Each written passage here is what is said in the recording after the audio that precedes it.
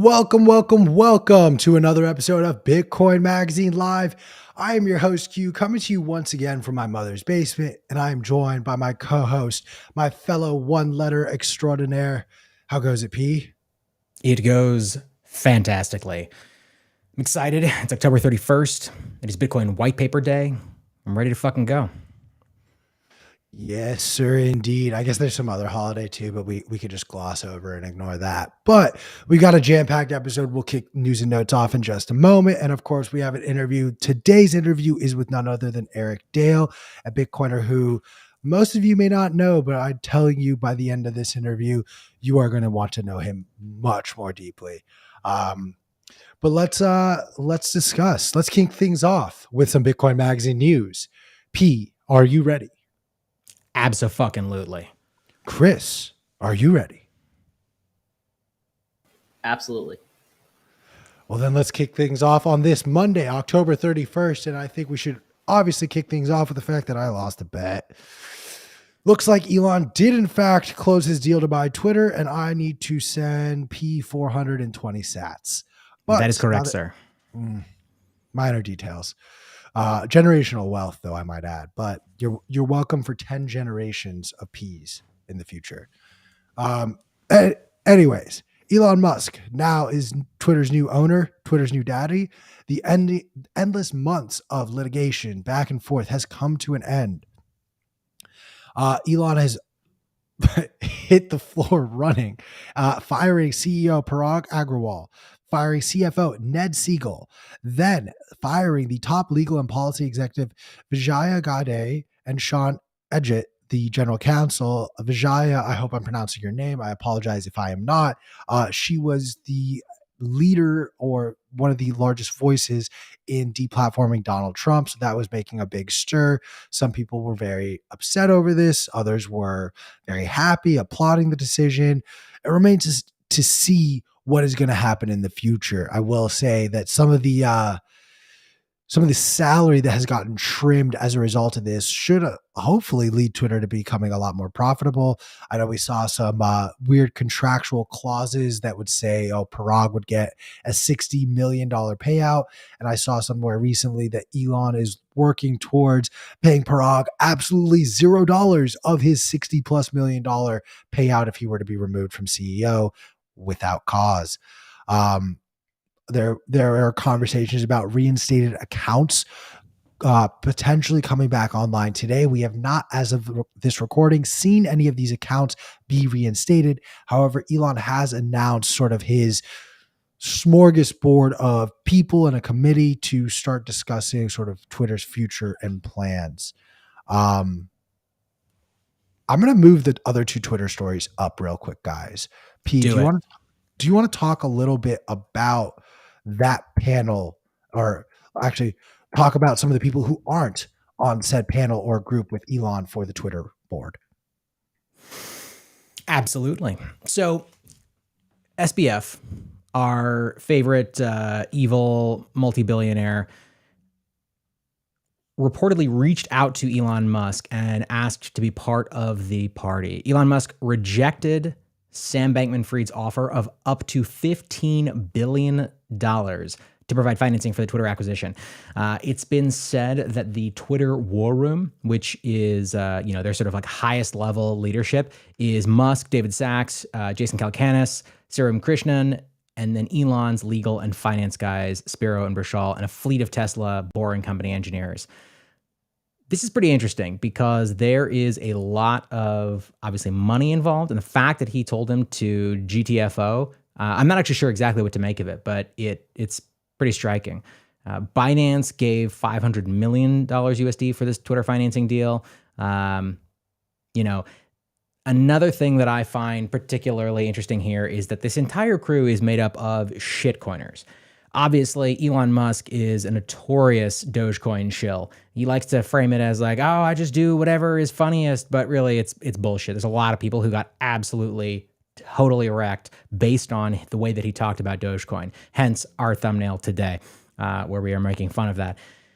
Sachs is a, another shitcoiner. Kalkanis, also a shitcoiner. Krishnan, he's a partner at A16Z, which is just a fucking, bed of snakes. The snakes themselves are shitcoiners. So it's going to be really interesting to see what happens with Twitter, what happens with the space. I expect to see a lot of things, a lot of features being pushed out that are designed specifically to support the overall narrative that the shitcoin space is reasonable and rational and not a terrible thing, which of course it is. My costume today, by the way, I look like a total douchebag. I am a shitcoiner. I've got my blue hair, my sunglasses on, my crazy robe. I'm not wearing a shirt, just because that's how shitcoiners do. So as ridiculous as I look, this is meant to be a incredibly accurate commentary on everyone that's involved with the shitcoin ecosystem. Q, Chris, who are you representing today with your incredible costumes? I say this with nothing but love and respect for you, P, but you look like a fucking fairy, you pixie. For those who are listening to the recording of this later, because we are going to be releasing this as its own podcast now, a new segment, I highly recommend you actually pop on over to our YouTube channel just to see the costume P is wearing. I mean, I am just, fossil fuel as daddy over here as a dinosaur. Chris, what are you? I am Jerome Powell, stressed out Jerome Powell, not wearing the tie, a little cracking open a bottle. Yeah, that's right. Get it down. I'm drinking on the job. I'm stressed how the economy's going, He's the pain. He's the pain. I would like to put on record, IQ fully sober for this episode. Yo, me too, man. Jerome Powell, however, not so much. Not so much. I have not. Yeah, absolutely. We got one more thing on Twitter. I just want to present it, and then let's go roundtable on this because I saw Sailor actually was putting out some comments on this in particular. Jason Calacanis, one of the people that P you mentioned, Jason Calacanis, I know you are a longtime viewer and listener of the show. You are always welcome to come on to this show and discuss Bitcoin with us. But he sent out a tweet with a little bit of a, what are those polls, questions, whatever, a poll asking how much would you be willing to pay for Twitter verification? And the options ranged from 20, 10, 5 to absolutely not. Worth pointing out that of the 1 million people who submitted a response, when I submitted my response of none, 80% of people also said, no, I'm not paying for verification. You could just take my check mark away. So they were like, that's very interesting. Go fuck yourselves. We're charging $20 a month for verification. Q's like, I also don't have a check mark to lose. So there's always that. I don't care. They keep rejecting me every time I request a verification. At this point, I'm just like, I give up. I am a piece of shit. I haven't written enough. I guess there are a lot more Qs out there than I would like to believe. So I'm not as unique as my mom made me believe when I was a child. But it does open the door, I think, for we now know for certain that Elon wants to introduce some sort of a subscription model within the Twitter sort of ecosystem. And if that means having people pay to be a verified account, or just, I don't know, talk to your buddy Michael Saylor about the orange checkmark system and have everyone input a certain number of sats and we can move on from this hellscape. My fear, and this is it's a silly fear to have, because if this is what you're afraid of, then innovate better should be your response. But if Elon were to fully grasp the orange checkmark sort of theory, it's a terrible idea. Do you think instead of using an orange checkmark, he would just literally create like a Doge icon and it would just be a Doge thing? The orange checkmark is a fucking, you put Bitcoin in your bio, or the community knows who you are. We do not need a fucking Bitcoin checkmark on Twitter. No. That's not what the orange checkmark is. Oh, what's the orange checkmark? The orange checkmark essentially would require, when you create an account, to enter in a minimum number of sats that when you close the account out, you could theoretically have that removed, or you send 1 sat per tweet that you send out of the pool that you had to enter to create this account, to further circumvent spam and disincentivize people from creating spam accounts. I don't think you have to tie that to somebody's the account creation process. I do love the idea of putting an economic cost on sending messages. I mean, the bot situation on Twitter is fucking crazy. There was like a brief moment where it was like on Friday where it was like, oh shit, did something happen? The bots are not as intense. And then of course we're back to usual. Oh, it's gotten worse. The last over the weekend and today, it's absolutely extreme. So I want to time out and address one thing. No, in 72 hours, Elon did not just go into the source code and like change the code so that your algorithm changed. Like, I'm sorry, but no, that didn't happen. I'm so stoked that like I saw someone commenting on like a Max Kaiser tweet being like, oh, like your tweets are showing up in my timeline now. Like, thank God Elon's here. It's absolute insanity. Like, what? Also, Elon Musk is not our fucking savior. He's a piece of shit, just like everybody else, right? He has cost people, I mean, what, billions of dollars in his bullshit Doge pump. So like, let's be clear. Do not put people on pedestals. They will disappoint you. Code is law. Believe in Bitcoin. That's the way to go. Speaking of which, we forgot to mention this at the top. I do want to acknowledge not only is today October 31st, All Hallows Eve, hence our outfits and Chris's rampant alcoholism, but it is also White Paper Day. What does that mean? This is the day that we as Bitcoiners celebrate where Satoshi Nakamoto, still anonymous to this day, released the Bitcoin white paper. This was a document that laid out in a very, very simplistic way the key innovations of Bitcoin. And it took a while for it to become understood, for it to become acknowledged, but it kicked off a snowball, which has now turned into the massive system that we are all excited about and has the chance to, free us from financial apartheid that we interact with today. So it's a huge deal. He dropped it innocuously on, the cryptography mailing list, and we've kind of spiraled in the most magical way from there. But this is not Halloween. This is Bitcoin White Paper Day, the day that Satoshi Nakamoto deployed the Bitcoin white paper. And if you have not read it yet, I would highly encourage you to do so. There's a lot of kind of like hype around the white paper. And I think one of the things that's so interesting about it is what it doesn't do, what it does not articulate. Shinobi wrote a fantastic piece for Bitcoin Magazine, which I think came out today, maybe yesterday, about the Bitcoin white paper. And there's so much hype that gets pushed into Bitcoin and Satoshi Nakamoto. People love to frame it as like he was a genius from beyond the grave who foresaw every possible outcome. The reality is he was a fucking genius, but he was just a dude. And there's stuff that's in the Bitcoin white paper, which has to this day still not been implemented in Bitcoin. And that's totally fine because we're always improving the network as a whole as we go forward. But check it out. Again, if you go to bitcoinmagazine.com, there's a couple articles right now that are up on the main hero nav that are about the Bitcoin white paper. I highly recommend reading the Shinobi one specifically. We want to do that story right now? Okay. I want to address one of the questions that got thrown up, and we're going to put it on the screen as well. I want to point out, we saw some people outside of Twitter HQ, I think on Friday or Thursday of last week, claiming to be, laid off employees of Twitter. Let me just point something out. Their last names combined were Ligma Johnson. Ligma balls.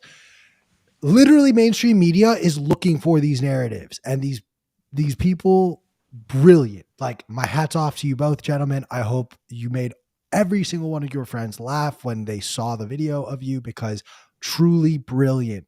Because mainstream media didn't even bother to fact check. They didn't even bother to look at, let's just see who Twitter employees are. It was, oh, these guys said they were, so like, let's put them on CNN. Let's put them on. Oh. Yeah, 100%. By the way, if you have not seen these videos, go check them out. They're absolutely hilarious. It's people just claiming the most insane shit. Like, I'm actually forgetting, what was the specific one, the most popular one? My favorite was, I just don't know how I'm going to pay my Tesla, or I need to go talk to my husband. I need to talk to my husband about what has happened and figure out art. Yeah, so it's basically just people who, are trolling the mainstream media, and I am here for it. Mainstream media is not here to promote the truth, as is the case in any system, including us. They are here to promote their own engagement with their stories, and but that's not how it is. That's not how it is presented to you. It's presented as these are facts. Internalize them. Don't question them. Fucking, be a sheeple. And you should never do that. You should be questioning everything that you read, everything that you see. Don't trust, verify every story. But I thought this was brilliant. It actually made me sad that I was not still in San Francisco, because it would have been hilarious to go down there and do the same thing. I would have paid But I digress. I would have paid good money to see that. Yeah. Just he pretending to be a homeless, laid off former Twitter exec. But Yeah, I would have. let's move on. Chris, you got a story for us. Yes. So Stablesats are live. What are Stablesats? So the Bitcoin Beach wallet team released Stablesats. It's basically a way to convert seamlessly between US dollar balance and Bitcoin dollar balance. What is the purpose of this? Bitcoin, one Bitcoin equals one Bitcoin. What's the purpose of this? Well, in a lot of developing nations, when they live paycheck to paycheck, if they're living on a living wage of 400 US dollars per month, it is very, very difficult for them in order to, if their bills are $400 and they're only making $400, it's very hard to save in Bitcoin. So it's a way of having people get digital dollars, or the demand for it. As you can see, Bitcoin is obviously the highest asset in the cryptocurrency space. In the top 10, I think like 7 of them are stable coins. So there's a demand for dollars. We talk about the dollar milkshake theory, about how US denominated debt is required around the world. When you take out debt in US dollars, you need to pay it back in US dollars. You can't pay it back in Bitcoin. I know that there's some caveats. Some cities and or states are leaning to accept Bitcoin as payments for taxes and purposes, but don't give the government your sats. Keep those in cold storage. So the optionality that they are trying to do is they're trying to allow a seamless transition of digital dollars. And when you have a little bit of extra money in your US dollar balance, you can easily convert it over to sats. I have a kind of contrarian take. I understand the necessity for dollars in emerging markets and their need for dollars. I don't want to denounce that and say, they don't need that. But I find it dangerous. It's exactly what happened to the ETH community when they are like 40% of the validators are in the United States. So now the US government is basically co-opting it and saying that they own all transactions. They have to be OFAC compliant. If you add stablecoins or US dollar balance onto Lightning channels or nodes or wallets, what's to prevent the US government from saying, oh, you guys are transacting USD across all these different platforms? We're going to co-opt this and you have to be in compliance with us. So I think it is a slippery slope and a dangerous precedent putting stablecoins on Lightning. I know that's also what Taro is. Maybe that's contrary to what other people believe, but P and Q, I'd love your thoughts on all of this. I think you laid it up very well. Like, this is a necessary tool for people. While we have such a great privilege to, have lived in a country with, our own currency and the global reserve currency, like most other places in the world just don't have that same opportunity. So there is also just an awareness that is necessary that, like, these systems, while they are meant to be done for good reasons, can unfortunately get co-opted and taken by bad actors or just, nation states if the opportunity is there. Just a reminder that, nobody, not Elon Musk, not the government, not even your fucking neighbor, like, truly has your best interest in mind. They are always going to prioritize themselves first. And you need to also be prioritizing yourself, your safety, and your family's safety. So tread lightly and cautiously. This is an exciting development, but I think the main point here is this is not the end all be all. Yep. P, let's talk a little bit more upbeat, fun news. Yeah, absolutely. There is a story which I thoroughly enjoyed reading about. There is a sweater that has been developed by the University of Maryland, which acts as it's basically cryptic patterning that is designed to break the AI systems that identify humans while you're wearing it. So there's a whole genre of devices, patterns, and things like that are designed to circumvent the Orwellian systems that are being developed in places like China. They're happening all over the world, but they are very publicly deployed in China, where everybody's movements are being tracked.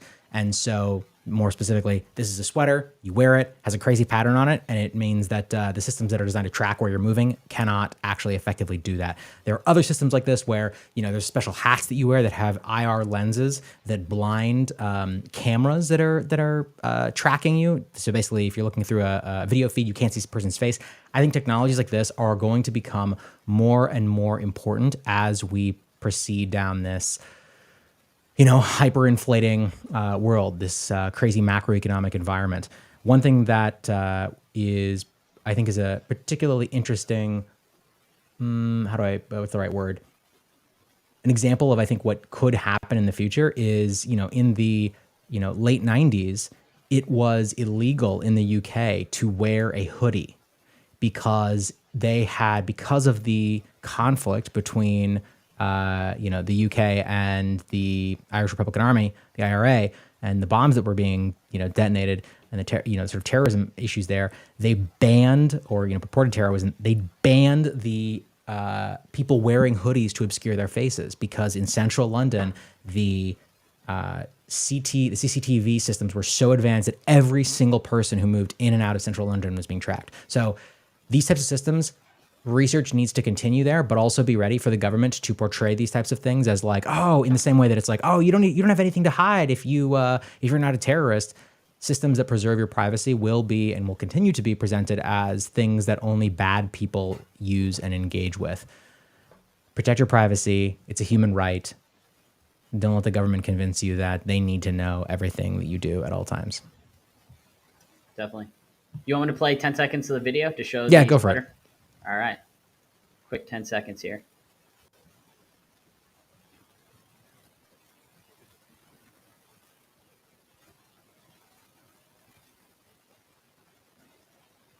Very, very cool stuff. So as you can see, when he was holding up, there was a blue box around him before he put it up and then opened it up, and it obscured his vision, or the camera did not recognize him as a person. So very, very interesting for sure. So I wear a size large in case either of you guys wanted to buy me a Christmas present. By the way, the other thing I want to point out is this is going to be like sort of an evolutionary arms race, right? These types of patterns, these types of technologies, whether it's just patterns on clothing, whether it is LED lights that can't be seen by a normal human eye, these systems, these AI systems, get updated to account for them. So it's going to be this ongoing kind of battle, but I think that we're going to start to see more and more people who are actively promoting them in the same way that we see people actively promoting the 3D gun printing community, which I think is super important for our freedoms. So just be ready. Be ready. In that vein, P, I want to just point out that these are algorithms that are just learning. At a certain point, I think it's a fair conclusion to say that the algorithm will figure out these patterns. Like they will eventually. That's what I'm saying. Yeah. Well, then it's just constantly adapting. So there's new things that come out, new things that get produced, and then it goes from there. So the buck will not stop here. Like this is just sort of. This is only the beginning.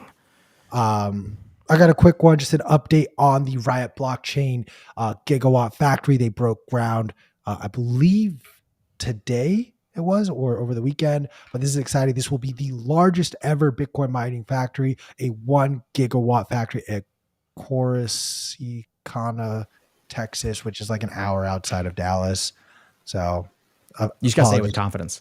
Corsicana. And then if you're wrong, nobody cares. All right. For all our listeners out of Corsicana, Texas, I apologize. Feel free to DM me how to pronounce your great city properly. You're wrong. Q got it right. Next story. Web 5 is fucking happening.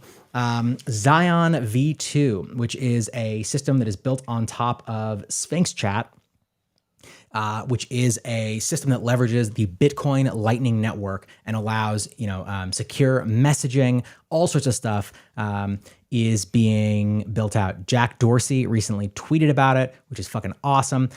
With Zion V2, you can log into any website on the web without creating an account. That's the promise of it, the idea. You can switch to new streaming services and keep your preferences. You can potentially leave Twitter and things like Instagram and take all your connections with you. So again, these are Web 5.0, which is a brilliant troll by Jack Dorsey, basically saying like, why Web 3.0? Let's just fucking skip all the way to the end. Web 5.0. They're building out systems that are actually decentralized as opposed to what is being presented and shilled by people like Elon Musk and all the A16Z crowd around kind of like faux decentralization. So block, the work that Jack Dorsey is doing over there is really, really interesting and compelling. And apps like Zion V2 are going to become more and more important as we go forward. So check that out. I believe it's still in beta. It's still being developed, but I hope to see more and more of that kind of work being done and systems that leverage all of the groundbreaking work that Jack Dorsey's plethora of organizations, everything they're doing over at Spiral, are laying the groundwork for. So props to them, props to Zion, props to Justin Rezvani, who's the CEO of Zion. I want to see more. I want to see faster. Let's fucking go. Bigger, better, faster, stronger. Shout out Kanye. I want to talk about a story that we did not discuss last week, but deserves a lot of care and attention. So, buried deep in a 61-page report released by the U.S. Attorney General, the Biden administration called for a dramatic expansion in the federal government's ability to seize and keep cryptocurrencies. What's really going on here is that essentially there is a forfeiture of up to a civil asset forfeiture of around $500,000. Where it gets a little muddy and murky is that no judge has to decide the forfeiture of these assets. It's actually just the seizing agency. So if the IRS says, oh, hey, we're going to take this $500,000, that's it. No judge gets to make the determination. It's your shitty neighborhood IRS, CIA, FBI, whatever agency, they get to make that call. Where it gets even more disturbingly disgusting is there is also a clause included, not just for any agency to just go ahead. Do you think you should take $500K from them? Do it. That $500K limit currently applies to cryptocurrencies. However, the Attorney General wants to lift the $500,000 cap for cryptocurrency and other digital assets, even if Congress refuses to act. Thanks to a law enacted last year, the Secretary of Treasury, Janet Yellen, could simply end the cap by adopting new regulation. There's something we need to really unpack here, and that is people we did not elect pushing forward laws we did not vote for that immediately and directly impact and attack citizens. I didn't know I lived in communist China. Am I wrong? Am I being extreme? I mean, No. Yes, technically you are wrong. You do not actually live in communist China. Literally, let us tell you where you live. figuratively, yes. And I mean, look, I would expect nothing less from the man who picked to marry Janet Yellen during Fuck, Marry, Kills. So some bias over there from the shit corner. No, but look, this is super fucked up. Civil asset forfeiture is absolute garbage. If you do not know what it is, you need to understand it and look it up right now. The vast majority of police departments have been financing themselves using this system. And again, to repeat what Q has said, the way that this country was founded, you are supposed to be able. The idea is you are guilty. Sorry, you are innocent until proven guilty. Civil asset forfeiture completely reverses that. You are essentially guilty until proven innocent. It means that basically the law enforcement agencies can go in and say, we think you did a fucked up thing, so now we're taking all of your assets. And until now, or if this doesn't pass, you couldn't do that with cryptocurrencies. They're going to be able to do that in the future. Now, there's been backlash on this, and so police departments have been doing this to a slightly lesser degree, but it is incredibly fucked up. And what they do is they seize assets for people that they think may be involved in something. So it's like you get pulled over by a cop. They're like, hey, what are these, anything, this car, we think that you did something bad, so we're going to confiscate your car. No charges filed. You then have to go through a lengthy legal process in order to get your personal property back. In the meantime, if you don't do that, and most people don't because it is incredibly expensive, then after a certain period of time, that police agency is able to basically just auction those assets off. So they stop you, they invade your house, they seize those assets, and if you don't go through a lengthy legal process, even if again, no charges filed, if you don't go through a lengthy legal process to get that property back, then those agencies are able to, after a certain period of time, it's something like 6 months, I'm making that up, it might be longer, it might be shorter, they then auction it off and they keep that money. So it's so fucked up. And we're now seeing this, the Biden administration, fuck them, is in the process of implementing this for cryptocurrencies. Now, it's much more difficult to implement in something like Bitcoin, especially if you're using, if you have your own keys, and if you are using things like multi-sig, which we talk about a lot on the show, because it's very difficult for them to actually seize those things. They can't literally auction them off, but expect it. It's coming. We need to be ready, and we need to be planning accordingly. Yeah, no, P, I think you said it brilliantly. And also to point out one other thing, to your point, like I think there's going to be a learning curve. Like they're going to seize assets, but like you give them the device and then you still have a seed phrase backup or somewhere else, and then you can restore the device and move the funds elsewhere. So it's going to be like a learning curve on their part of like, oh, we have the device, we have the Bitcoin, whatever. And, I still think people are going to be able to get away with it. And also they have, if you have a collaborative multi-sig, it's very difficult for them to confiscate still if you have it distributed in different places. We have one last story before we bring on Erik Dale. I'm going to hit it real quick. So there's a new Dutch law being proposed. Obviously, we just had Bitcoin Amsterdam in the Netherlands. It says that banks need to monitor all payments from 100 euros or more in value. This is connected to the planted CBDCs, where small payments will still be anonymous, while all larger payments will be registered and monitored. Basically, what they're trying to do is they're trying to limit all transactions of 100 and more in collaboration with the banks. And then smaller payments will be allowed.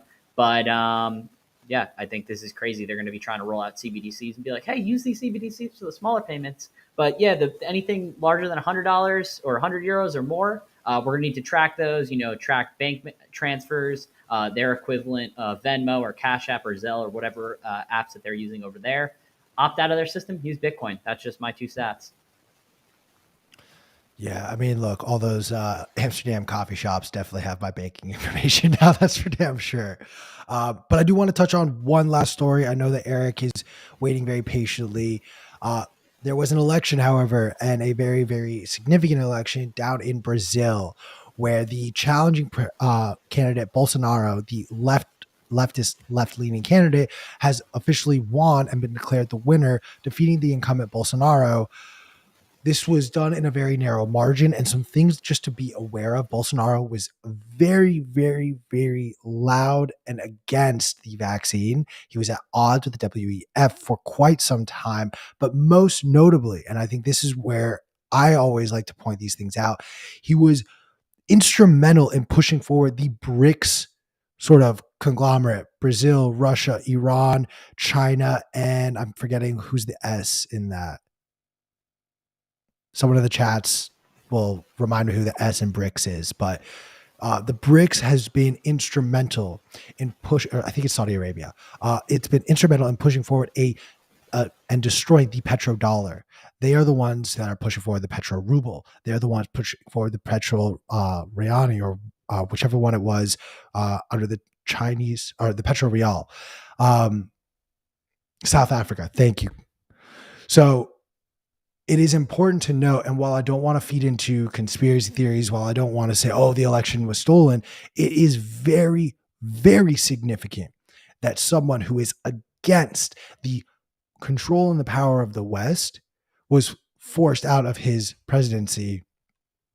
I will say this to every single person. First off, any person on the left who is upset about people on the right who deny the election, shut the fuck up.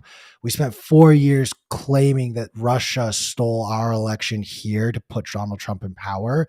You can sit for 2 more years and let these people bitch and moan about why Donald Trump wasn't reelected, first and foremost. Secondly, there's no fucking such thing as the powers that be who decide elections. If they existed, Donald Trump would have never fucking been elected in the first place. Let's not kid ourselves about that. So that's all I kind of have to say about these things. Hammersaw, I disagree. I'm so anti the petrodollar that, like, that's sort of, if you're anti the petrodollar, like, I salute you. I support your endeavors. I'm going to wrap up news and notes because we've gone 5 minutes over. I want to remind everyone listening and watching right now, tickets to Bitcoin 2023 are available. We are going back to Miami from May 18th to the 20th.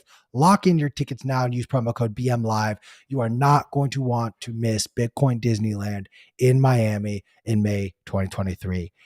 We will be back with Erik Dale after these commercial breaks.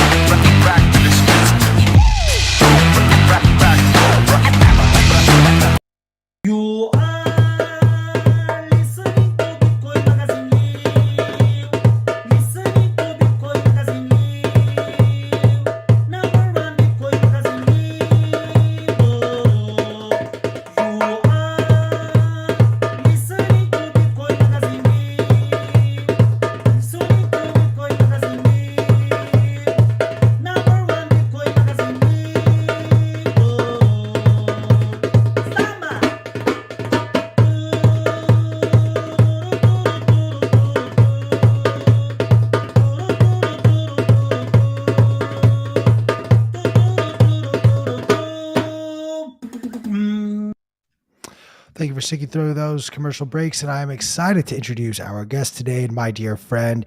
He is the host of Bitcoin for Breakfast. I would say he has orange pilled half of all of the Scandinavian countries in Europe, but I'm probably exaggerating about that. Welcome to the show, Erik Dale. Thank you so much, Q, and good to see you again. It's great to see you too, brother. I did not do you justice with that introduction. We've already had one outfit change, by the way. I need to point that out. We have now had P go from shitcoin to cowboy. That's so right. You are a shitcoining cowboy now. But Erik, for our audience who is not as familiar with you, can you please give a little bit of a background of who you are and why you have such a near and dear place in my heart? So first of all, I'm not American, so I didn't do the whole costume thing today, but I kind of am dressed out like the white paper, right? You nailed it. So I think that works. Yeah, you nailed it. All right, guys. What's my Bitcoin journey? How did I get into this? I used to be a bit of a talent in politics, I suppose. I built a phantom career at a very young age in Brussels, where I started out advising some of the leading economists in the world in working on the euro crisis. So this was like 2010, 2011, that period. And that was for me, a crash introduction to economics, straight into the fire of the international world. And at the time, I didn't really know about Bitcoin. So I was very concerned about saving the euro and had a very humble learning approach to this. Was involved in the work around banking union, was involved in all the work until 2012 through this think tank called Bruegel. And that work was noticed. So I was headhunted to the European Commission, which is the leadership of the European Union, which is, of course, the birthplace of the euro itself. Wow. This took a dark turn. That took a dark turn indeed. I mean, today I had to wash my hands. I was lying in the shower crying for a few years after that. But at the time, I still had stars in my eyes and status and money and power. Very, very alluring things for a 24-year-old boy, which I definitely was. That also was a very disillusioning experience, especially the third debt renegotiation for Greece in 2015, in which I would observe Varoufakis, one of the great minds of Europe, although I disagree with him on most things, sit on the sidelines like a schoolboy who's been sent to detention while the rest of Europe decided the future of his country. And that was the moment that Europe broke Greece, broke the soul and the spirit of the Greek people. And today, they've sort of just accepted their fate. And that very disillusioning for me, but fortunately, they made a mistake. They dumped Bitcoin on my lap. Nobody else in the European Commission wanted to deal with Bitcoin. So they found the youngest fucker they could find at my level and dumped it in my lap. And that was my introduction to Bitcoin. And after about a year of that, I had to quit politics, redirect my life. Bitcoin is not just a store of value, it's a store of values. And spent the last 5 to 6 years now reorienting my life based on that learning. I think the thing that Q is referring to when it comes to the near and dear place, you're probably talking about Belarus, am I right? That's the story you want. Okay. So back in the 2000s, Belarus is the last dictatorship of Europe. It's the last place that has the death penalty for other things than treason. And for that reason, it has not been part of the Council of Europe, the only country in Europe until the war in Ukraine that was not part of the Council of Europe.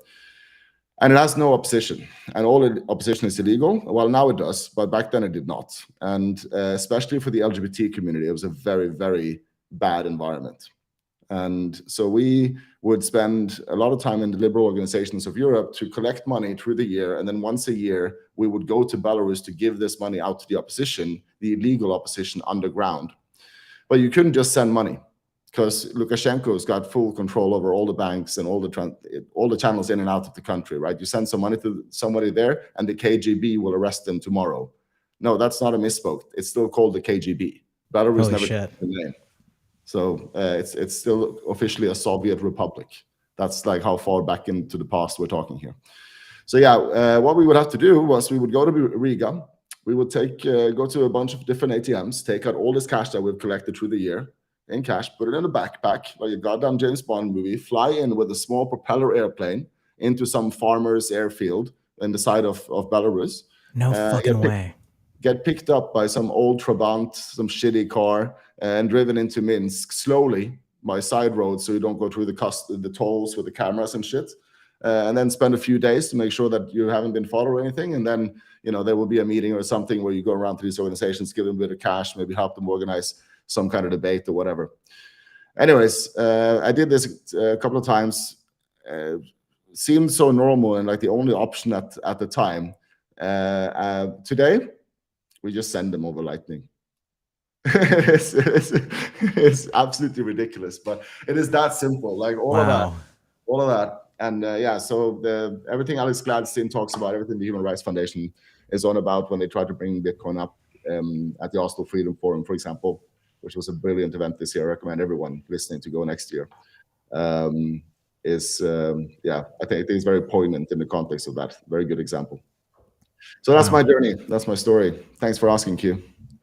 No, I think that really sets up, I think, the conversation that we wanted to have with you today, because in Bitcoin, especially, being the American men that we are, we tend to focus on Bitcoin, and even our audience, unfortunately, tends to focus on Bitcoin of what's it worth, like how a number going up, number going down. And you hear these stories, you hear Alex Gladstein talk about how this person is using Bitcoin and this person is using Bitcoin. And it's not for the sake of, I'm trying to get rich. It's for the sake of surviving, for living. So to humanize these stories, it's so vitally important. I mean, Erik is, for all intents and purposes, like the Scandinavian James Bond, in my opinion. I'll be happy if I can be the court jester. But I want to talk a little bit, just, you went to Riga this year and you went to the Oslo Freedom Forum. You have stories like this of your own personal experience, and you heard countless others. Do you want to maybe share, over the last couple of years, is there any other story from Bitcoin through a humanitarian lens where it has stood out to you so significantly that you haven't forgotten it? Well, nothing that touched me as directly personally. So these are more secondhand accounts, but something that does relate to my own home community is when the war in Ukraine broke out. And this obviously brought a bunch of different problems that were changing very quickly. So hard for people to orient themselves on the ground, people going in with humanitarian aid, or with even journalists trying to get in to the areas that were interesting to cover. In the first few days, it was extremely very confusing situation, and the banks shut down and the ATMs shut down and money ran out very quickly. And we had some journalists from Scandinavia that would go to the east of Ukraine, to Kherson. And they needed a car to get around, but the local dealer wouldn't accept Ukrainian money anymore because no one, he couldn't deposit it anywhere, and he couldn't travel with it such large amounts. And so he insisted he had to get paid in some other way. He suggested gold, but that just wasn't available. So what do? Well, they of course then get people to send them, convert money to Bitcoin, send them Bitcoin, and they pay the dealer with Bitcoin on the spot, giving them the car that they need to travel around and cover the events on the ground. And that's just one example of many in that like first month in particular. That was extremely intense. We also had a group of people going to the border of Poland where we would onboard people that were coming across the border, which in the end, to be honest, turned out to be more of a gimmick than it should have been, because we also didn't know how bad the situation was, while we were trying to respond to things as they were happening. And also in these kind of situations, it's better to be safe than sorry. You know, if shit really hits the fan, you don't want to assume that things have been better than they are. So we were on the border there and had people basically introduced by setting up a moon wallet and then getting their first $30. We basically replicated the El Salvador model, but with a free and open source wallet and not a Chivo system. So I suppose these are like concrete, cool examples from very, very recent times. And I think we'll see a lot more of that going forwards, for sure. I want to talk. If I can just add on to that, this is something that I'm very appreciative. I met you at the conference in Amsterdam, and one thing I really appreciated about that conference and conferences in Europe in general is this you're pointing to. The American perspective is very much about money. You pointing to the profitability thing of it, but even on the philosophical plane, and don't get me wrong, it's super interesting, the philosophy of what is money, all this kind of stuff. Cool. But we kind of covered it. Right?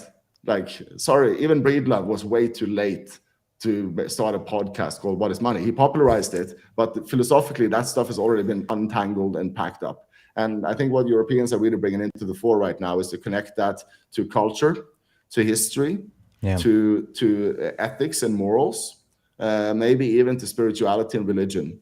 And we can add on many dimensions there that I think the deep history of Europe and also other places on Earth, of course, but I'm talking in the context as a European here. I'm very, very excited to see that come up more as a stronger perspective in the Bitcoin conversation. Yeah, that's fair. Are you really that surprised that a former British colony that has only done one thing, which is to steal all other European ideas and then bring it over here and then claim it as its own?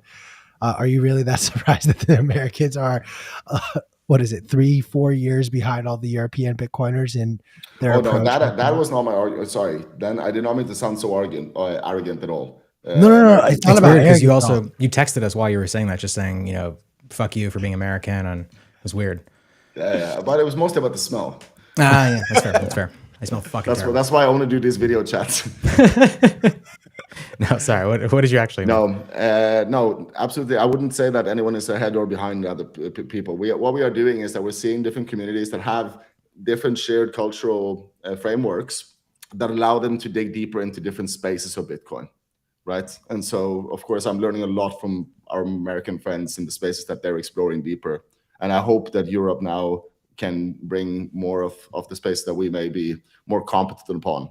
That's what I'm pointing to. It was not meant as a dick measuring between continents. No, I mean, look, you caught the tail end of our news and notes segment where we started talking about certain policies that the U.S. is pushing forward, and like I claimed, very probably a little bit overzealously that somehow I live in communist China, but Europe is exactly like sunshine and daisies and rainbows all over the place. There is a legitimate conversation around rolling out a CBDC. I would love, especially given your background, what your perspective is on just how the ECB, how Europe in general is handling its current situation, and like what would you prefer to see them do if you would like to see certain things change? So Europe is deeply traumatized by World War II, and like collectively, and to the point where people born today still have that shadow hanging over them in all the monuments and all the stories and all their grandparents and everything. How does that manifest? it manifests. So of course, one thing is this extreme fear of war, which and there the Chinese saying comes in: you often meet your destiny on the road you take to avoid it. And in the same way as the Versailles Treaty and all these things we did to stop Germany from becoming powerful again, planted the very seeds for the European Civil War to never end, or to go on. The story of Europe and the EU and the way that it's responding to things may have certain echoes to this, where there are things where we are so desperate to use the EU as this peacekeeping tool, and so we can only imagine that through the prism of federalism, as with the US as a model. So we felt in the 90s like the euro was an extremely important thing after the fall of the wall, and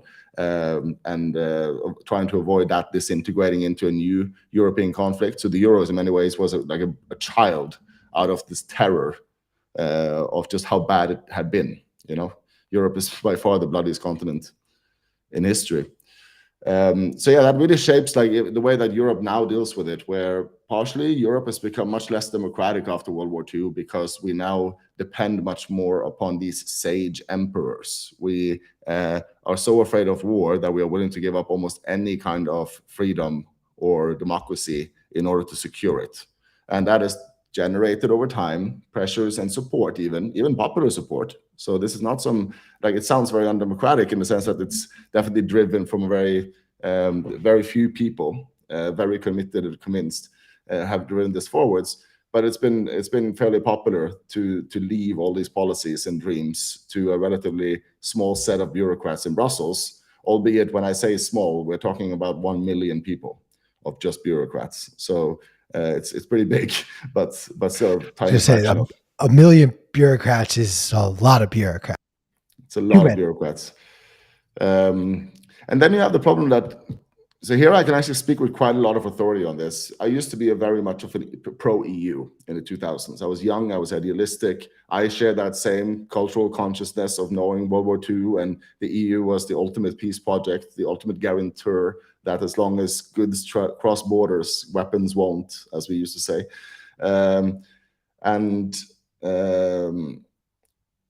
I was willing to make almost any excuse for why Europe as a whole should have more power over the nation states if it meant that Europe could be more unified, cooperate more, have a stronger voice in the world.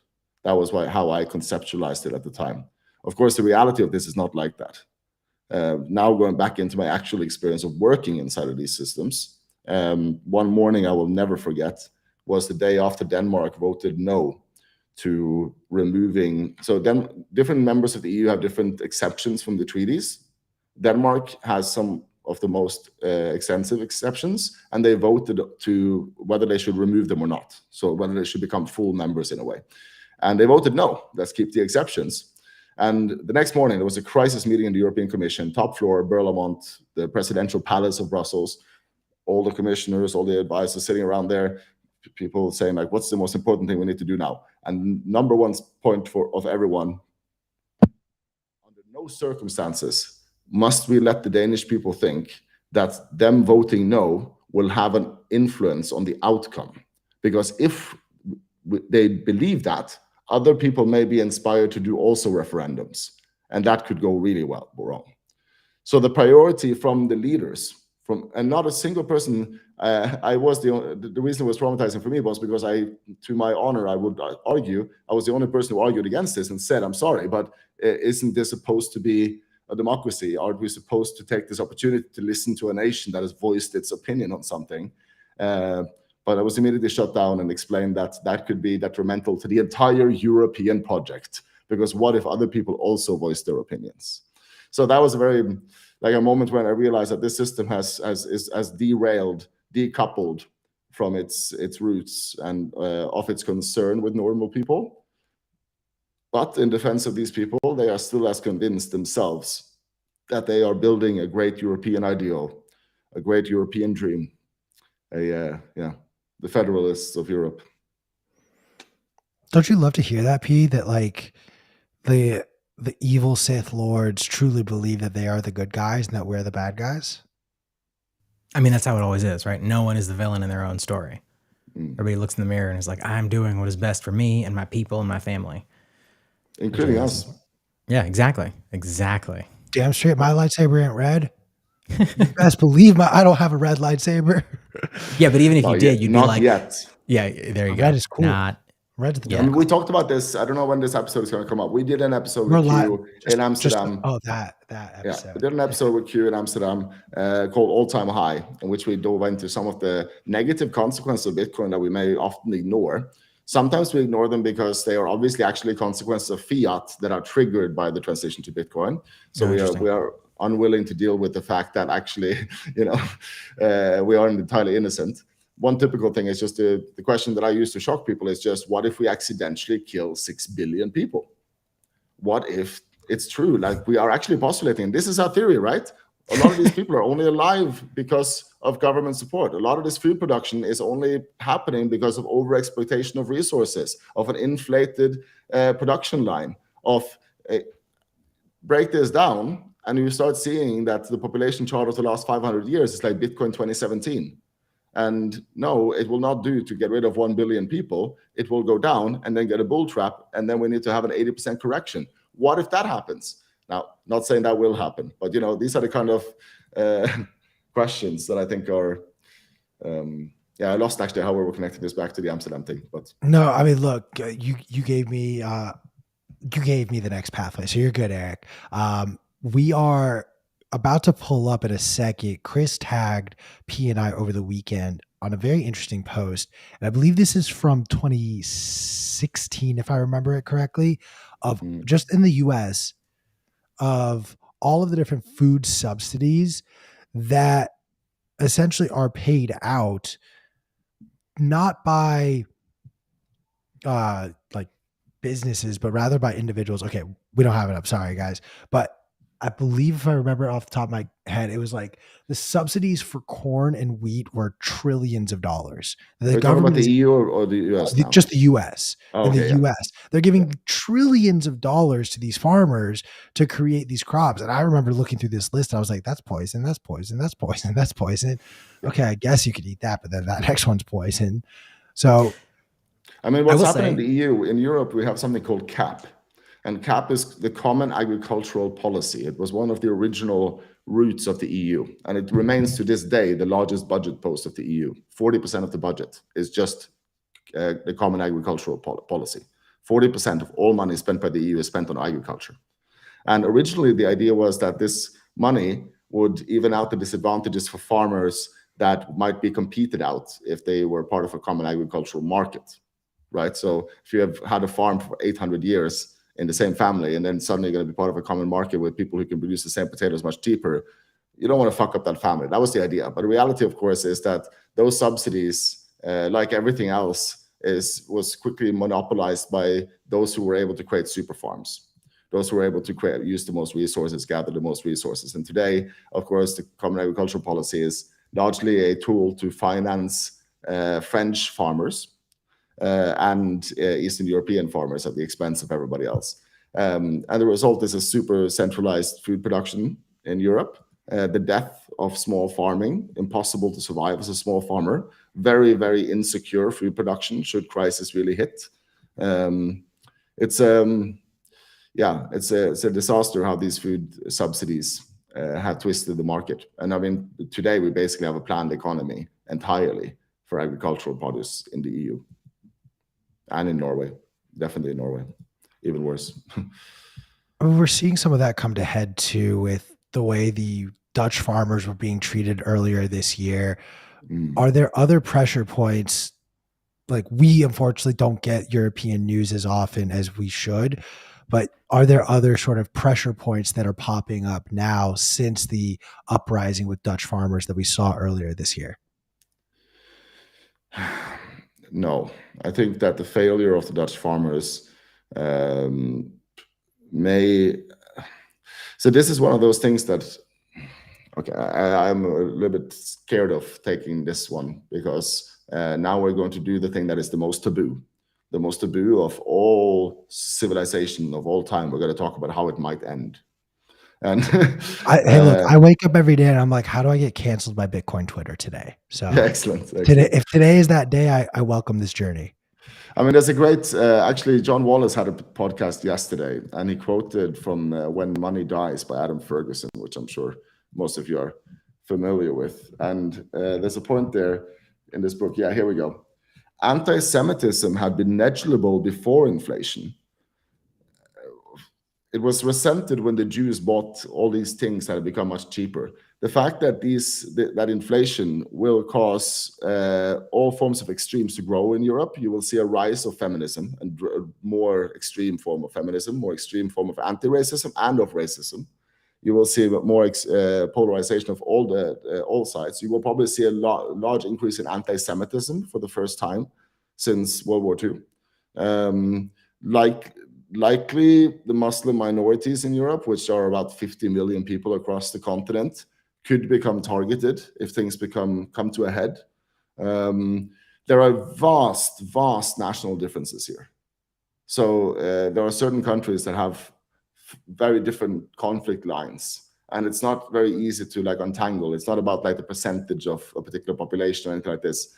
But I do expect that we will see these kind of pressure points coming up in Europe in the future. More polarization, more conflict, more political violence, possibly more members leaving the EU. Italy being obviously a potential candidate should things really unravel with the euro. But no, I think organized protest, it was never going to work. The EU does not respond to organized protest. So these farmers, as much as I supported their views, what was going to happen? They just don't have any power over the people who have power. So as a former EU advocate and someone who genuinely was in those rooms, in those conversations, what or how would the EU, what is a better approach? Because my understanding is if someone were to just go protest, I'm like, all right, great. Yes, go protest. Do as little work as possible so that we can continue doing what we're doing. What would actually be the thing that scares the EU? Bitcoin definitely scares the EU. What scares the EU? What scares the EU is definitely this integration that more countries chooses to use Article 51 and leave Article 50 and leave the EU. The thing that really scares them on a more short-term basis, of course, sovereign debt. Europe is in a different state. A lot of people here will have read a lot about this on Twitter, but Europe is in a different state than the US when it comes to the monetary policy too. We had a far more precarious sovereign debt situation in 2008, 2011, and we over-leveraged our central bank dramatically in order to provide cheap liquidity for these countries to survive year by year, right? So when the interest rates have been held artificially low in negative territory for most of these countries until today, and inflation has been forced to maintain itself at a level where this debt was supposed to be slowly eroded away, that have worked until now. But now, of course, inflation is coming to the point where people demand some kind of action, and the European Central Bank can either choose to have half of the Eurozone go bankrupt, even if you push it to 4 or 5%, I find it very hard to imagine how Spain and Italy and Greece should be able to make their payments, and that will quickly then cascade to the other countries. And you can easily imagine even Germany going bankrupt in a scenario like this. And then what's left of the EU then? There is no solidarity anymore. There is no more unity. There's nobody to bail anybody out. There's no currency that anybody trusts. And that will have been then a destiny that we will have met on the very road that we took to avoid it. So this is the warning that critics of the EU have often come with, that the EU is not a bad idea in itself, but if you see the EU as a never-ending road towards centralization, then a better alternative would have been free trade agreements that could have had overarching frameworks. An even better solution would have been no trade agreements. Remember that trade agreements is a very modern phenomenon. Originally, trade happens between individuals and businesses, not nations. So nations don't trade, people trade. And so the only reason why you can't have a direct trading relationship with the farmer in China today is because the countries insist on getting involved. It's not obvious to me that with Bitcoin that's necessary. So maybe there won't be a trade balance to deal with. But that's a bit of an off topic. I'm ranting. I have whiskey in my cup. If it was an excuse for this, please drink it. Please, More. please. P, you're gonna have to, I think, hijack this conversation, take it back, because I'm gonna go down this rabbit hole for a second at least. No, go for it. I find it super interesting. So, while I do agree that there is like the necessity of international trade was sort of foisted on people because our governments wanted to get involved, there is a degree of there are certain products that in America we could not grow or sustain, but our citizens require or want it, demand it, so that our country, our nation state, our leaders go out and create these agreements so that we then can buy that product. But there's a secondary component to what you said where I'm a little, I don't think I agree with you. And while no, I can't individually go to a farmer in China and be like, I want your cuts of meat because that's the best beef I've ever had. Like, you're right. I can't do that as an individual. You can, but you have to pay customs. You have to pay customs. Yeah. But then if I own a business, like I could set up my business and sure, there are going to be taxes. There are going to be other things on top of that. But there are ways to create that trade amongst individuals or smaller groups that don't necessarily, I don't need to call some US government official to get my deal done. I'm going to have to pay taxes. I'm going to have to pay all of these fees. And those fees are inherently unnecessary because you're just a middleman. Like, the easiest way to explain this is if anyone is familiar with like the role of just like an agent selling your house or like a real estate agent. Like they get 2 to 5% of that house for what? Hosting the what's called open house that you probably could have hosted and showed a better tour of your house. And they got 2% of that sale because it's just a required middleman in this process. So where I don't necessarily agree with you is we can do it. It's just that middleman that it's created. I genuinely want to know, like I fully believe that borders are blasphemous and it's laughable. I'd love your take just on how, especially in Europe and the Eurozone, these borders have changed so much that it's almost like if you were born 100 years ago, you actually could have gone to that point and just done a trade and settled it no problem. But now, without bringing a passport. If you don't bring a passport, you're not even going to be allowed into that store, let alone into. But 100 years ago, if you didn't have a passport, you could have walked all the way to China. Nobody would have cared. Right. And like, so this is actually comes back to a better example of the reality of this, I think, is actually prison populations in the US since 1971. It's an excellent example of how prison populations in the US were completely stable for like 300 years, it's like since before you became a country. as a share of population, you know, until you suddenly realize that you could print money. And of course, when you can print money, there is no limit to the amount of morality that you could enforce. Any idea, anything that you could correct. Don't like skateboards, don't like weed, don't like this hairstyle, don't like hoodies, like whatever, you know, like we have the money for it. We can, yeah, exactly. Jail time. And so, you know, you have the money to enforce whatever you want. And that's basically what happened with Europe after World War I. So until World War I, it's not that nations couldn't have, like, I'm sure there's been one megalomaniac king or two that's dreamt about the idea of enforcing borders the way they've existed since World War I. Before that, but governments were 5-6% of the GDP, and taxes were around 5 to 10% of your total yearly income, including all kinds of fees and whatever else. But then World War I happens, and it became so expensive so quickly that all the foreign reserves were spent up within months, right? And all these countries, none of them wanted to give up because they ran out of money. So they all, like, collectively, basically one by one, leave this gold standard and figure out that as long as everyone does it, it actually works. Like, the Gresham's law doesn't apply if there's no good money to run to. And so after that, you know, you see this spiraling of two things. One, that borders are necessary to imprison your population. Very important. People should not be able to leave too easily. Norway is the perfect example. It's a gilded cage. The US is another example where if you leave the US, like the amount of times the IRS will follow you everywhere, right? And no matter where you go, you can't really leave. And that's the purpose of it. But that wouldn't have been possible without that expansion of capital, without that expansion of money. So if you take that fundament away, what happens if you change the monetary system? What happens if you no longer have the ability to pay for such things unless you convince other people to pay for it first? Actual money. Well, maybe most people would say that, okay, I'm not necessarily against having border checks, but I'm not willing to pay any of my money with it. And you're not either. And you're not either. So borders sort of disintegrate in its power because of that. Same thing happens with prison populations. Same thing happens with educational control. Same things happens with in our part of the world, where you have really shitty hospitals, but they're free. And then you have an educational system that tells you that they're the best hospital in the world at the same time. It's the most fucked up little thing.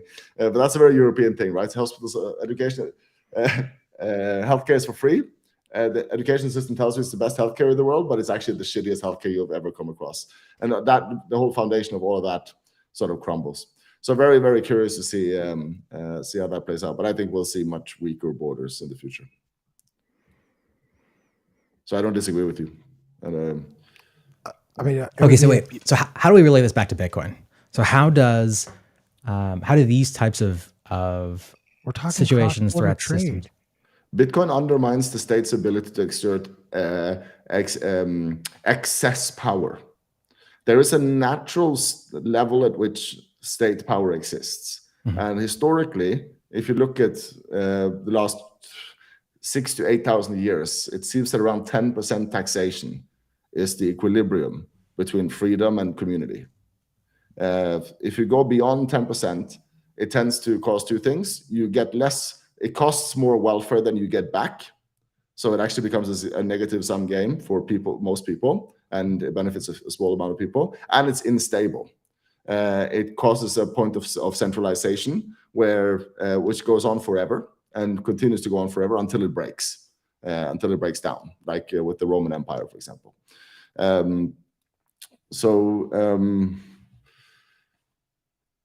Lost my train of thought there. Sorry.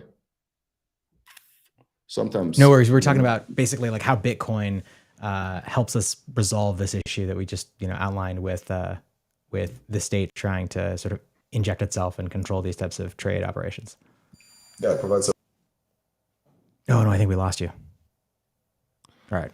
I will chime in and just say this little bit. If you are listening to this podcast after it's been recorded, please feel free to leave us a review and make sure you subscribe. And everyone watching on YouTube, subscribe down below on the Bitcoin Magazine channel, to Erik's channel, and of course on Rumble up above right there. Shout out to the Rumble fan. We always appreciate you guys. And yes, I guess I'm a moron today. Sure, Jim. That'll be my costume. I mean, I am wearing. Thanks for tuning in every day. I hope you are doing well today, Jim Johnsons. Oh wait, you're still muted, Erik. Erik, come back to us. We can't hear you. Can you hear us? Oh. Confused face. Erik's face is very confused for our audio listeners right now. He's running around frantically. He started a fire in the corner of his room. Erik, don't do it. Put out the fire. Save yourself. Come back to us. No, I do want to shamelessly also plug in the top right of Erik's frame is the excellent Bitcoin book that will make a perfect gift for everyone's holiday Christmas. Oh, there you are. You should buy Bitcoin as Venice. That was the point of that. Welcome back, Erik. Which we have here. Yes. I had my Satoshi statue ready for the show. I got my Bitcoin as Venice. Got my Citadel 21 back here, but you can't see it. And if I can make a recommendation for a friend of mine, actually, not for myself, but this is one that I really want to make a phenomenon. Norway is so lucky that we have gotten our own Seyfried Namus. And in my personal opinion, his new book, which is out less than a week, so fresh off the press, just released in English on Amazon, is, in my view, a improved version of the fiat standard. And it's much more to the point. It's called 1,000 Years of Inflation as a Policy. And it takes far more European anecdotes, so it makes the content, I think, more relevant to far broader audiences and extremely clear and well written. This book is called Fraud Coin, 1,000 Years of Inflation as a Policy. And the most curious thing about this book, which most of you will notice if you read it, is that this guy has never heard of Bitcoin. He learned about Bitcoin 1 month before he released the book. And so towards the end, he has written in his conclusion about Bitcoin. But that means I now know the guy. I've had some pleasure of talking to him, know his journey. And that means that he has reached all of these conclusions, and figured out this entire journey that most Bitcoiners have listened to 1,000 other Bitcoiners in order to figure out, entirely on his own, before he has met any Bitcoiners. And now, of course, he has discovered the Bitcoin community and he's just blown away. So now he wants to rewrite or reconsider a bit of the ending on this, because he concludes with some that we need to consider some sort of scarce resource. But of course, he doesn't know about Bitcoin as an option. Oh, that's so interesting. Yeah, it's incredible. So really recommend checking out Fraud Coin. This is by, I don't know how to pronounce his last name, but it's Rune Østgaard. Rune Østgaard. It's a very Norwegian name. And but I will share can I share chat messages in this? I believe you can. Yeah, feel free to go for it. Yeah. Regardless, we'll put it in the show notes if we can later. I'd also like to just point out, P, you are now 0 for 83 on name pronunciations. It's 97 actually, but yes, it's true. Yeah, you're right. In the English language, I'm very good at pronouncing, but people's names, the names of companies, the names of important things, wrong every time. So it looks like I can't actually reply to the chat in here. Oh, we'll throw it in there. Yeah, sweet. Chris, if you can, producer Chris, can you toss that into the YouTube chat so that our call him by his real name? It's Papa Powell. Excuse me, Papa Powell, Alcoholic Powell. Yeah, so check out that book and check out my channel, which is Plebs City. Yes. Plebs, like Bitcoin Plebs, City, like Bitcoin City. So Plebs City on YouTube. That's not actually the name of the channel, but that's the English name we've given it so that English people can find it. we do have occasional English content. In particular, I recommend an interview I did with Giacomo Zucco, nice. which I thought was very good. Fantastic. So All right. I got something that came across my screen, and I'm like, okay, nothing in life is this much of a coincidence. All right. So today, as we've discussed, is the 14th anniversary of the Bitcoin white paper being released. Mm-hmm. But did you know that 505 years ago today, Martin Luther penned his 95 Theses? Okay, so that's fantastic that you bring that up. And of course, you know about my speech in Amsterdam, but that is exactly what it was. And I have actually just released that speech as an article. And currently, I want to publish this on Bitcoin Magazine. So everyone who gets this link right now, you get a preview of what I'm intending to publish on Bitcoin Magazine. So I'm sharing now a link with you guys. You can send that out in the chat if you want. That's about how to grow a successful Reformation. Because indeed, the parallels between our Reformation and Protestant Reformation is extreme. We have a single set of superstructures, monolithic superstructures that control all information, that controls the language in which it's communicated, that gatekeeps who is entitled and licensed to interpret the truth, that provides all the education, all the welfare systems, and all the safety nets for everybody around them. But it's also institutions that everybody knows are corrupt, institutions that everybody knows all the flaws with them. Everybody knows that the priests are not as holy as they seem, that they are taking way too much money and indulgences and all this kind of stuff, right? And as this Catholic Church's authority becomes stronger and stronger, the pressure to do something about it grows. And somebody, Gutenberg, brings home the printing press, very much like we invented the internet, the ability to copy and replicate and distribute information at a speed that any sensor cannot keep up with. And when that happens, you undermine the status of this monolithic superstructure of the Catholic Church, right? So I'm going on a rant on this, but I felt like that's what you invited me to do. Yeah, got you. Okay, it undermines the authority of the superstructure, but it doesn't happen right away. So first, the Catholic Church responds just like our nation states do today. More indulgences, more taxes, how can you get away from the fact that people are starting to lose faith in your project? People are starting to question it. Well, less people are willing to pay your taxes. So now you have to make the people who pay taxes pay more.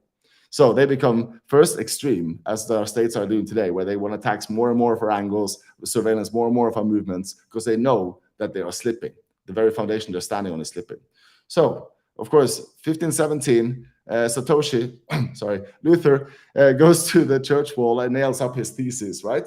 And these theses are, for me, they are as fantastically beautiful as the American Constitution and as the Bitcoin white paper. They have such foresight in how, of course, for most people today, they are theologically technical, but the primary point of it is everyone can have a peer-to-peer relationship with the truth.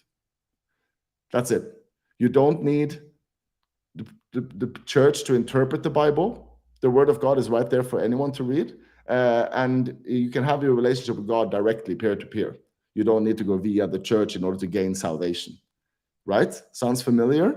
You can have a direct, you can make transactions peer-to-peer between people. You can have a relationship between to truth without involving somebody to censor it. And you certainly don't need a third party like the state to grant you salvation through the welfare state or some bullshit like that. So the parallels here are tremendous, and I fear, while now I sound excited, I fear that the parallels will continue, and not all the parallels are quite as joyous as the high-minded idealistic dream of peer-to-peer relationship with the truth sounds. It also means 30 years war, the bloodiest conflict humanity has ever seen, bloodier than World War II and World War I. So happy days.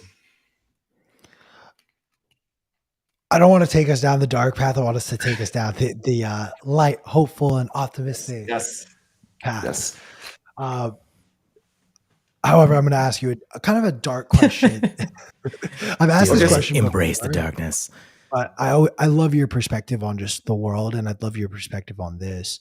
So, especially it feels like over the last 10 years, we see more and more information going out about, oh, there's this hate group going on here, or this troubling thing going on over there. There's another school shooting here. Yet another black man was murdered, and this, that, or the other. And we get swarmed with all this information. You discussed earlier in our conversation about how that time is coming. The rhetoric of all the extremes, we haven't even begun to really see it surface, but we will. You will see far more feminism voices and ideas come out, far more anti-Semitic, far more pro-diversity, far more anti-diversity, whatever it is. All these extremes will continue to rise and their voices will grow. But do you feel, at least over the course of the last 10, 20 years, this growth in these ideas, in this narrative, is actually not a growth, but rather we are seeing it documented and shared more often because it's easier to do so. So in fact, there isn't more racism today versus 100 years ago.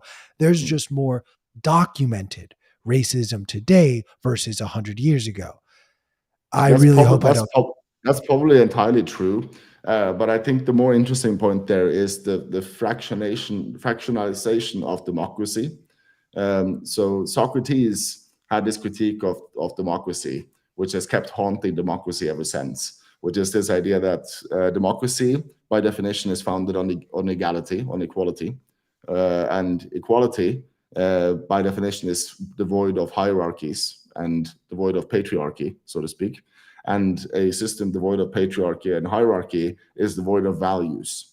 So nobody has any way to prioritize what's more or less important, what's better or worse. The result being that every single group, every single perspective will demand equal validation, equal, there is no hierarchy of what's right and wrong, of what's better or worse. And so you will get this fractionalization where democracy descends into a ton of different interest groups, where everybody, intersectionalism is the perfect example of this. It's Socrates predicted exactly that thousands of years before anybody wrote a book in the 90s, So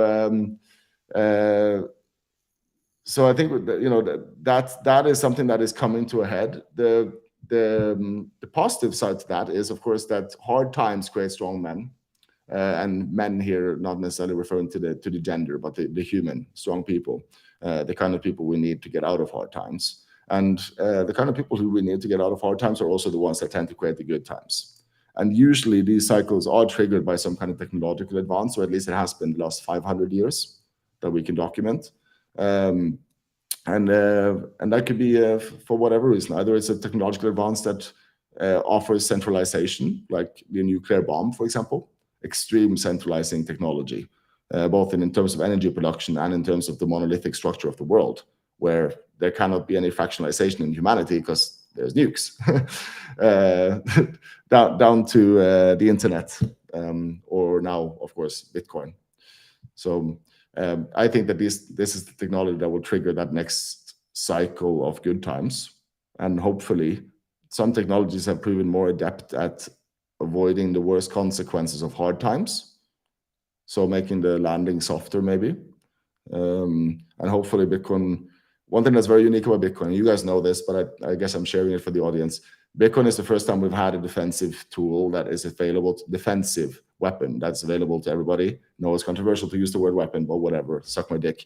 A defensive weapon that's available to everybody, and that doesn't care how many nukes you have, doesn't care what kind of title you have, doesn't care about nothing, you know?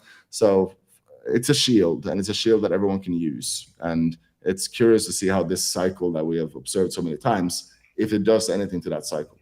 That is my biggest hopefulness about Bitcoin, that maybe Bitcoin as a defensive tool will be able to make that cycle end more profitable for humanity than we have been able to before. So interesting. I need you to excuse my reptilian brain, but as you can see, I'm a dinosaur for Halloween. So Perfect. Small brain, T-Rex kind of stuff. I need you to defend your claim that Bitcoin is a weapon. You try to drag me into these Jason Lowry conversations. Yes. I'll answer for Yeah. No, choose your words carefully, sir. Yeah, but this is the best way to become popularized in Bitcoin, right? If you wanna go a lot of podcasts, just say something like this. Now, you pull out a knife and just start waving it around. So Jason is a security expert. If anything, I call myself a meme spreader here, but I'm maybe a sort of philosophical linguist. And the way language shapes the way we see things and the way we understand and conceptualize things and so on. And I am definitely one of these people who use language in very broad senses. And so when I conceptualize of Bitcoin as a weapon, it's like, weapons have two functions: to attack or to defend, traditionally. Today, maybe the blurring of the lines is stronger than they have. And aggressive weapons have had a huge advantage in the last 500 years with scaling. They have been able to scale much more than any other kind of weapon. Shields, not so much, but guns, yeah, bigger and bigger, stronger and stronger, all the way until we can annihilate the fucking planet. And so you've had a very big imbalance between this defensive and aggressive weapon. And what Bitcoin defends, of course, the thing that it defends is the thing that people might want to take from you, right? The very motivation for war, the very motivation for conflict itself. So not only does Bitcoin is Bitcoin defensive in the sense that it reduces the incentive to cause aggression or conflict, because potential profitability is much lowered. It's much harder to take the Bitcoin, even if you take the country. But it is also a tool where if somebody does take your country, it is indeed something that you can bring with you to anywhere else or send to somebody else or whatever, and thus defend and protect that life energy, that life force, if you want. Regardless of how tough your assailant might be. Of course, this is not a perfect theory, and again, this is not an angle that I'm particularly interested in. This weapon thing is just like, I use it with much less thorough thought than some people have. So no, I know you're a peace, love, huggable little teddy bear, but not so little. Not so. I want to shift now. We got about 30 minutes left with you, and I'd love to, really hone in on just Bitcoin, specifically on, that difference we touched on at the beginning of the conversation. The fact that the prioritization of Bitcoin by Americans tend to be more of its value versus, the rest of the world, I'll just clump the whole world. So sorry, Europe and the EU, you're just part of the rest of the world. The rest of the The world two countries actually, of the world, America and not America. exactly. Welcome to American Bitcoin podcasts. There are use cases, continuing to expose themselves is a very interesting way to phrase it, but I'm going to use that. There are use cases exposing themselves on a day-to-day basis. And I'd love it if you could maybe share, or without divulging too much of stuff you're working on, like what is a use case for Bitcoin that you would like to see in the near future? Whew. I mean, I think first, when you ask for use case, I always say that the great thing about Bitcoin is that it only has one use case, which is to be money, and that's like half of everything. So I don't like if somebody manages to make some other thing that has some fun with some art or something like this. Even like personally, I think it's all scams. But even if it wasn't, it would be so uninteresting. It's like, cool, you found something that affects 1% of the world's population and wealth. I have something that is more than half. And that's the thing that is a protocol for really changing how we operate with each other. One thing that I am a bit, sorry. Sorry, I mean, I was going to say, how do you feel about things like the Lightning Network and like layer 2 technologies that are trying to leverage Bitcoin's layer 1 to accomplish? Maybe Lightning is a bad example, but I'll ask, what do you think about the Lightning Network? And then what do you think about technologies that are being built on top of the Lightning Network? So-called layer 3 technologies like, value for value podcasting and things like that. Yeah, there's no layer 3. Okay, let's please, bring it. Bring the fire. Yeah, no, but I mean, the way I conceptualize that is pretty simple, right? I mean, Lightning is a system that has limited capacity, but it has extreme scalability, and so it's great for most of the everyday needs for most businesses and people around the world. And will probably what you call layer 3 solutions will probably be the platforms that most people will use to interact with Bitcoin in the future. I think Lightning does have two problems, which is the scale in terms of how much you can send at once, and to some extent security, although not. And the potential centralization, I suppose you could imagine. I've heard a lot of good arguments why that's not such a concern, and I'm not such a great expert on it that I should say something conclusive about it. Let me say something more interesting than this, because maybe and something more controversial, perhaps. I believe that the Nietzschean concept of God is dead is still something that's haunting Western civilization, and it has haunted us through World War I and World War II, and with communism and Nazism. These are all proto-religions seeking to fill that void in meaning and moral structure and hierarchy that we lost when we no longer could maintain the tenets of in the West, Christianity. Like after modern science and Darwinism, it's very hard to maintain the factuality of a lot of past claims. But we may have thrown the baby out with the bathwater, and the consequence being, of course, that we have had about 150 years now of ruthlessness, and you see generation after generation doing this. The amount of identity crisis in the U.S. youth is just ridiculous. Transgenderism is perhaps the best example of this. Anything to belong somewhere, right? So I have a little bit of hope that part of the reason this happened is because the world was uprooted by the problem that we globalized the economy, but without having a trusted medium to exchange things. And so that made local beliefs untenable, while at the same time creating all this potential for relativization of all kinds of ideas and values around the world. So going back to Bitcoin in modern times, I have a little bit of a hope and dream that I cannot say what kind of beliefs will be born out of it, but I do think that people underestimate what it means that Bitcoin is a store of values. And I think that a lot of things that will grow out of it, the hierarchy of values that will grow out of it, will probably be indistinguishable from a religion. Wow. Yeah. So are you saying you were not kidding? That was a controversial statement. You basically were like, here's the thing, God is dead, and that is where all the evils of the world come from. That's not all the evils of the world, right? I mean, I there know, were I know, plenty, I know. there were plenty of evils before God died too. But I know. I'm totally joking. I'm just putting words in your mouth. but the scale of evil grows when you don't have the ability to coordinate over values.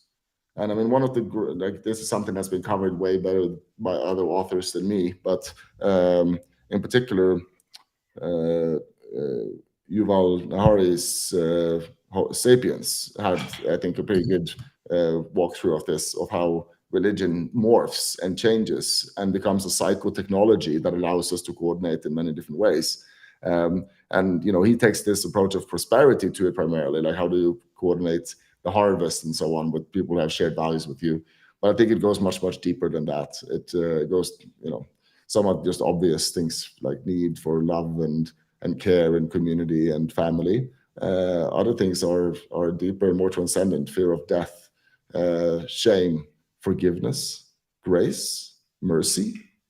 What do these words even mean if there is no value of hierarchies?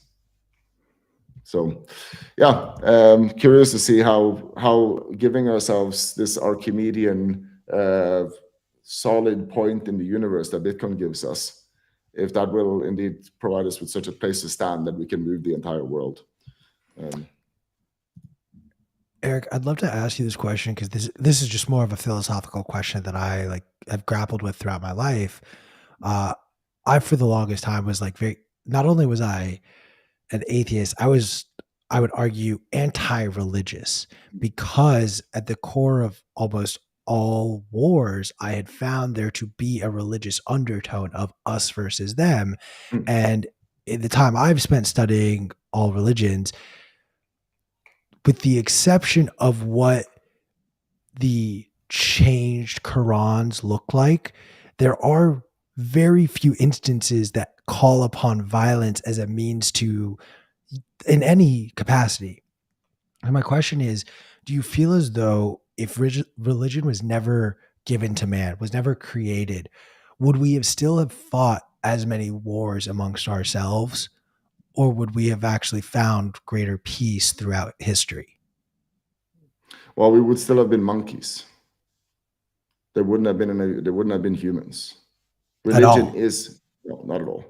Like, the evolution of humans is a feedback loop between our stories and our biology. The genes don't just select the people who believe in stories, but the stories also select the people we mate with and the genes that we propagate, right? So we select for over 100,000 of years in this reciprocal balance back and forth of people who are adapted to it biologically, but also who work within those stories, and that goes back and forth. And so the way that these stories shape us physically, biologically as humans, and therefore why, when we talk about them being true, instead of thinking of them as true in the sense of the way the moon is a real thing, think of them as true in the sense that their power over our lives is undeniable and very measurable by any stretch of the imagination, So I think the point that most people, and including myself, I used to consider myself a militant atheist until my early 20s. And that was always the breaking point for me, that my conceptualization of what religion meant was limited to this caricature that I largely myself had created, right? It was me, myself, that I created this idea of what I thought religion was and what I thought other people imagined God was and what I thought all these words meant. And then once I had decided on what they believed, then of course it was super easy to just argue why, there's never been a war without religion. There's never been, all of these things are true. There hasn't, because all we are is religion. All we are our beliefs. That's the thing that makes you get out of bed in the morning. The fact that you think there is enough reason for you to do so. There is enough meaning provided. There is enough relationships and hierarchies of values to provide for it. So, okay, this wasn't very coherent, but just sharing some loose thoughts on this, because I think it's a super interesting question.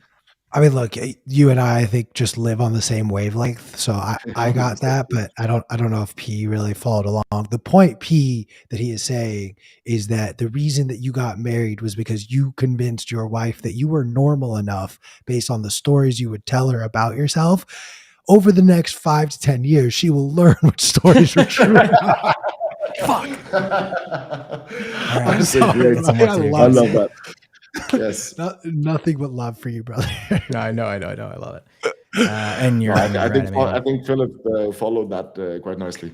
It all makes sense. So where do we go from here? I want to talk more Bitcoin. I feel like we haven't done Bitcoin justice on our conversation today, Erik, and I'd love to just maybe explore a little bit about, here we are 14 years, apologies, after the white paper was released. In January, the first blocks were officially mined and Bitcoin was gifted, however we want to frame it, to the world and society. When history looks back, not on the next chapter of what Bitcoin looks like, what will the first 10, 15 years of Bitcoin be remembered as and for by the history books? Depends on how far you go forwards into the future, but I think there will come a point far enough into the future where none of this will be remembered, other than that everything that happened before Bitcoin existed will be considered dubious, prehistory, things that are claimed but not sure, things that this sounds crazy for us today, but things like the Napoleonic Wars could become myth. World War II could become myth. Hitler is a prehistoric character. All of these people existed before we started writing things down authoritatively. There was all this information is the same as when an Egyptian king told you about the tribe that he conquered. Wait, how far into the future are you saying this happens in? Well, again, I'm not gonna hold you to this, but no, I mean, like, what? Depends on whether humanity survives as well, right? So, and also, like most people predicting about the future, I will look like an idiot in the future, because we all will, right? Right away out of the top of my head, I can already argue for why I'm wrong about this, because we store information in a different way today, and blah blah blah blah blah. So I'm just trying to get a sense of timescales. Are you talking like 10 years, a dozen years? But if you're talking more like, how will our grandchildren think of this period? Yeah. Yeah, for sure. Sure.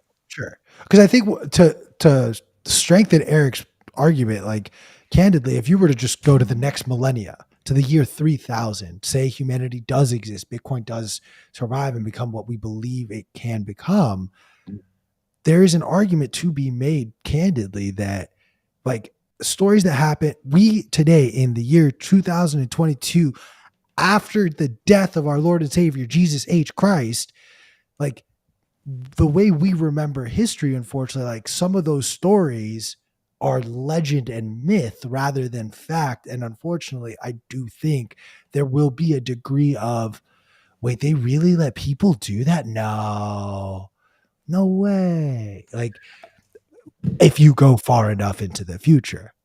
Yeah, like, and right now, there's a debate that far as well. There's even that sense of, like, sorry. Yeah. No, I just want to say, like, right now, you can go to certain parts of the internet and people debate and try to understand, how did the Egyptians build the pyramids? How did Stonehenge get built? All of these, like, crazy things, because they're like, oh, they don't have the technology back then. Like, there's going to be a degree of that from the future, looking at the things that we do and have now. Yeah. And there will probably also be a few polls, poll the apostles. Some people of our generation, of the people who do a lot of content on this and who talk to a lot of people about this, will have an outsized influence in how people conceptualize what Bitcoin is, what is it useful for, what values does it embed, etc. In the same way as the Apostle Paul largely defines the way we think of Christianity today. Like, very little about what we think that Jesus said is actually from Jesus. It's all from Paul. So Paul is primarily like the inventor of Christianity for all intents and purposes. So maybe that's the kind of role that this generation will have a little bit down the road, where we will consider this sage generation that was so wise and knew so much. But the interesting thing is, we are just extremely fortunate, because we're living at a time where this is all uncharted territory. It's a bit like every man, every boy has at some point had this little sting in his heart where he's a little bit sad that the entire world has already been explored. Like, right? You know that feeling?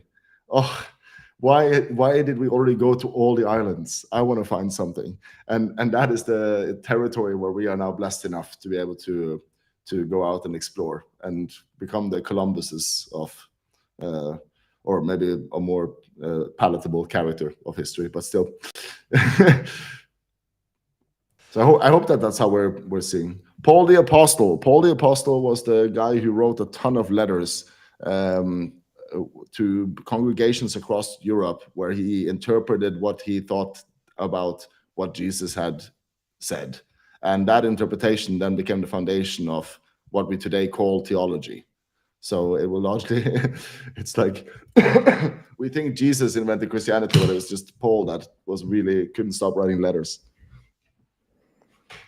So P, they will build a statue of you if you just do enough. If that's what you've been looking for. That is the most tortured set of conclusions based on what we've just talked about. But I'll take it. I'll fucking take it. Yes, and don't be tortured. It's a beautiful world. There's no reason to cry. So Erik, I feel like this is the most appropriate question to ask you, because I was grappling with this yesterday. Every single time I would set foot on my balcony and smoke a joint. In nature, can you think of anything that is a pure straight line in nature? A straight line in nature. I mean, you have constants, of course, but I feel like maybe that's not. Like, I couldn't even justifiably create a case to say a tree would be a straight line.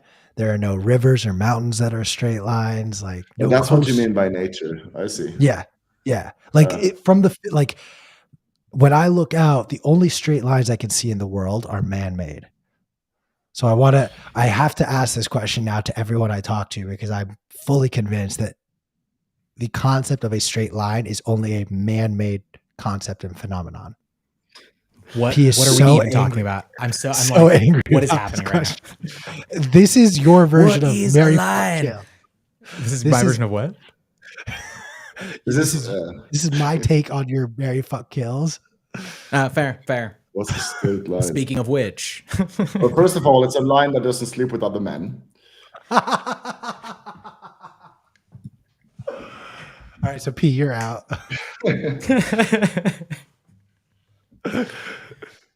No, I'm not sure I know how to answer that. My first thought something to think about. Man. My first thought was something like E equals HF, Planck's constant or something. But all I can think of is like physics, and I don't think that's like appropriate for the. Let me bring it back to a really solid Bitcoin question. Yeah. Sorry, Q. Mary fuck kill. Janet Yellen, Jerome Powell, Christine Lagarde. And there is a correct answer here, by the way. There is a correct answer. There is legitimately a correct answer, Erik, and I worry that you are going to get this wrong. But it's okay. We forgive you in advance. Because I'm not familiar with this game. I haven't heard this before, but I can. Oh, you've never heard of Mary Fuck Kill? I understand it intuitively. It's intuitively easy to understand. Exactly. So, as the boy that I am, I'm going to save my penis from the trouble and immediately go. I would have to fuck Christine Lagarde. Sorry, but she is harder than the others. It's just a matter of fact. Great. Skeletor. Great, okay. On all Hallows. You're already correct. That's a solid rage fuck right there. Okay. So who do I have to marry? I think I would definitely probably marry. This is tricky because I blame Janet Yellen for more of the monetary policies. So she probably, in terms of pure justice, should probably kill her. Yeah. So I would actually marry two right now. Answer correctly. Marry Powell and kill Yellen. You answer correctly.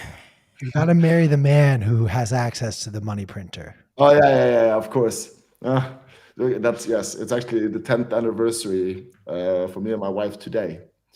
Congratulations. So she married the man close to the money printer. Oh, fair enough. What taking us in a totally different direction, you guys met at Bitcoin Amsterdam. I'm curious what other conferences you are excited about As a well-known Bitcoiner, you get to go to a lot of these events, and I'm curious which ones to you have the highest signal, which ones you go to for different reasons. Be excited about the next 6 to 12 months. So in Europe, there's no conference that has as much signal as Riga. The Baltic Honey Badger is one of our smallest conferences, but it is one of the most elite attended. So that's just one of those environments where pure signal and almost no, there is no shitcoinery at all. It's fantastic. Bitcoin Amsterdam, great to see Bitcoin Magazine doing more in Europe. Hope to see more of that. Also trying to reach out to Bitcoin Magazine to see if I can work with you on some of these things. So that's a bit of a different thing. What I'm hoping for Bitcoin Magazine to achieve with that is the buzz and the size and to connect it with culture through some manifest and all these kind of things. This will probably have less of a signal for Bitcoiners, and that's okay. That's okay. Doesn't always have to touch all the bases. Plan B has a great in Lugano, a great Bitcoin conference. I gotta say, I'm a little bit skeptical about some of the people behind it, but from what I can hear from the people who were there, it seems to have been a great success. Prague has a great conference that's more oriented towards freedom and ideology, coming up in June next year. They tend to also take much more of a freedom of speech approach to these things. So definitely recommend checking that out. And then the best conference in all of Europe is the Oslo Freedom Forum. And the Oslo Freedom Forum is not a Bitcoin conference, but it has a solid Bitcoin component because Bitcoin is an incredible tool for human rights, as we start this conversation talking about. And so very much recommend that. On the other side of the Atlantic, of course, love Miami. I haven't gotten the chance to go to Texas yet for the Bitcoin boom, but I really, really want to go, and I really, really want to check out the Pacific Bitcoin. So I hope, hint, hint, if somebody out there looking for keynote speakers and willing to pay for a plane ticket, I'm willing to leave my continent behind. And then the one conference to end off this that everybody has to go to as a true Bitcoiner, adopting Bitcoin in El Salvador. It is as much for the journey to El Salvador and the joy of seeing normal people's lives transformed by Bitcoin and having the chance to use Bitcoin in everyday life. You will never look at a Bitcoin the same, no matter how long you've been in this space. So, all right, that's a long recommendation. We're hoping also, I haven't announced this yet, so I guess I shouldn't say it, but we're also hoping to do a Christmas party in Norway this year. Although it's called Christmas party, it's going to be in February, so late Christmas party. But yeah, more information about that will come. Hoping to get Bitcoin Magazine on board to do something cool with that. If not, somebody else. So if somebody else out there feels like this is something they'd like to help make happen, my handle is right there. And that's it. Lots of cool stuff to check out. Love it. Erik, I just want to say thank you so very much for staying up late, chatting with us, and spending some time sharing your wisdom and insights on the world and your perspective. For our audience, how can they stay up to date with anything that you have cooking up? First of all, this has been absolutely great. I love chatting with you, Q. You're such a cool guy. Thank you so much for inviting me. Great to talk to you as well, Philip. Hope it will be the first of many. I was hoping you would just leave me out so I could pretend to be outraged and be like, "What the?" No, it's been great, sorry. man. I got too much empathy for that. The easiest way is literally to follow Eurodale on Twitter. We have probably the world's biggest Bitcoin community. It's a Bitcoin maxi community of 5,000 members, and it's entirely in Scandinavia, but we have an English channel. So if somebody from the international community wants to meet the Scandinavian Bitcoiners, feel free to follow through my profile. You'll find links to all the different kind of things that I'm involved in. Of course, check out my channel. Most of my content is in Norwegian, but there will be English interviews. And if there's anything I can help anybody with, I have only one talent, which is to be a meme spreader and a connector. So if you think that you have some project or some idea or something to bring to the table, shoot me a DM and I'll see if there's some things I can put you together with. Yeah, that's it. Fantastic. Well, thank you again, man. And reminder to everybody, if you have not already got your Bitcoin 2023 ticket, you can use code BMLive to save 10% off of that ticket, you should do so. It's going to be absolutely incredible in Miami again. And of course, we have the print mag from Bitcoin Magazine. We're on the censorship resistant issue, which in very short order will become a collector's item as we are about to launch the Orange Party issue. My friends, Orange Party issue is literally drying. The ink is drying as we speak. Oh, shit. All right, fair enough. Get ready. We'll see you tomorrow, same time, same place. Oh, also, we have an incredible Twitter space coming up later with the BM Pro team. It's going to be me, Q, Jeff Ross, Greg Foss, Dylan LeClaire, Sam Rule, talking about the market, talking about the macroeconomic environment, and everything else that's going on. We'll see you soon. Peace.